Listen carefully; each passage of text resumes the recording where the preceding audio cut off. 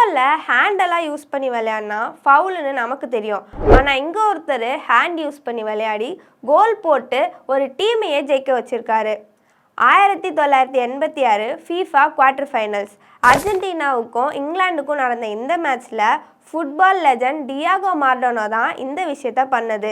பரபரப்பாக போயிட்டு இருந்த மேட்ச்சில் 51வது நிமிஷம் ஒரு ஹை பால் வர இந்த பாலை டியாகோ மாரடோனா கோல் கீப்பர் 2 பேருமே ஃபேஸ் பண்ண டியாகோ மாரடோனாவோட லெஃப்ட் ஹேண்டில் பால் பட்டு கோல் போஸ்ட்டுக்கு போயிடுது. ரெஃப்ரியும் இதை மிஸ் பண்ண கோல் கணக்காயிடுது. என்னதான் இங்கிலாந்து டீம் இந்த கோலை கொடுக்கக்கூடாதுன்னு ப்ரொட்டஸ்ட் பண்ணாலும் கோல் கணக்காகி அர்ஜென்டினா அந்த மேட்சை ஜெயிச்சுட்டு போயிட்டாங்க.